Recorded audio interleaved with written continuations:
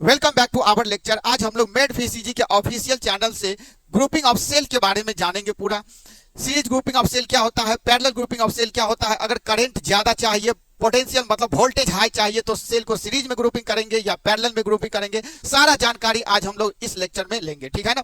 तो सबसे पहले हम लोग सीरीज ग्रुपिंग ऑफ सेल की बात करते हैं। देखिए फिजिक्स में किसी भी चीजों को जब तक आप किसी भी टॉपिक को या चीजों को जब तक फील नहीं करते हैं तब तक पढ़ने में मजा नहीं आता है। तो इसी चीज को बढ़िया से फीलिंग करने के लिए और मजा से पढ़ने के लिए हम आपके सामने पूरा डायग्राम सेल का बना के लाए हैं। First cell, second cell, third cell और फोर्थ सेल, जैसे कि इस डायग्राम में भी आपको दिखाया गया है। तो सीरीज ग्रुपिंग ऑफ सेल क्या होता है पहले ध्यान से समझिए। एक सेल का नेगेटिव टर्मिनल दूसरे के पॉजिटिव से कनेक्ट है, दूसरे का नेगेटिव तीसरे के पॉजिटिव से, एंड सो ऑन, इस प्रकार से कनेक्शन होते जाए, that is called series grouping of cell. वैसे ही आपको डायग्राम में दिखाइए, देखिए ये फर्स्ट सेल है तो फर्स्ट का नेगेटिव सेकेंड के पॉजिटिव से, सेकेंड का नेगेटिव थर्ड के पॉजिटिव से, थर्ड का नेगेटिव फोर्थ के पॉजिटिव से। तो इस प्रकार से जो अपोजिट टर्मिनल कनेक्ट है तो इसे हम कहेंगे सीरीज ग्रुपिंग ऑफ सेल, ठीक है ना।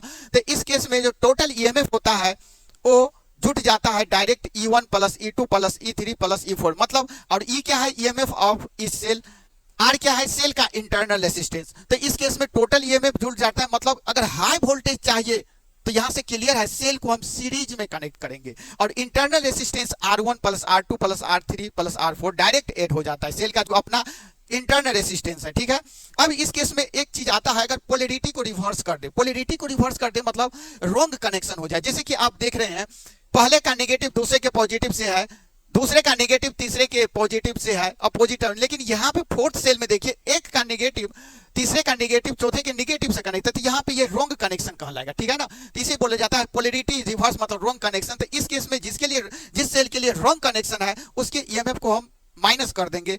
तो इस केस में total EMF E1 plus E2 plus E3 plus E4 हो जाएगा, लेकिन इंटरनल रेजिस्टेंस ऑलवेज ऐड होगा, R1 plus R2 plus R3 plus R4। ये तो सीरीज ग्रुपिंग ऑफ सेल की बात थी। तो अब हम लोग पैरेलल ग्रुपिंग ऑफ सेल की बात करते हैं। पैरेलल ग्रुपिंग ऑफ सेल क्या होता है इसको समझिए।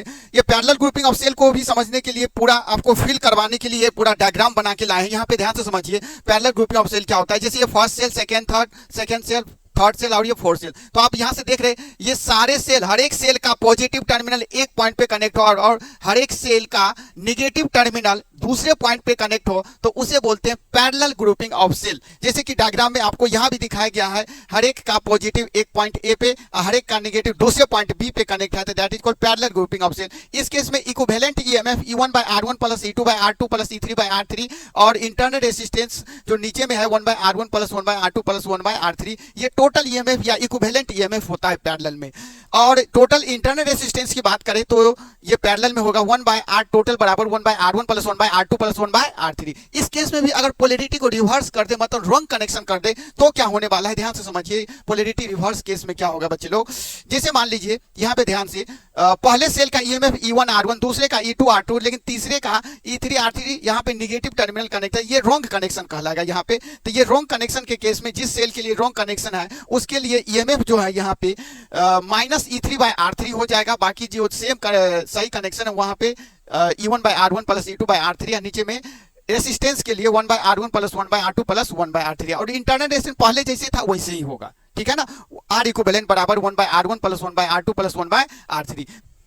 तो ओवरऑल हमको यहां से ये पता चल गया, अगर वोल्टेज बढ़ाना है तो सेल को हम सीरीज में कनेक्ट करेंगे और अगर करंट बढ़ाना है तो सेल को हम पैरेलल में कनेक्ट करेंगे, ठीक है ना।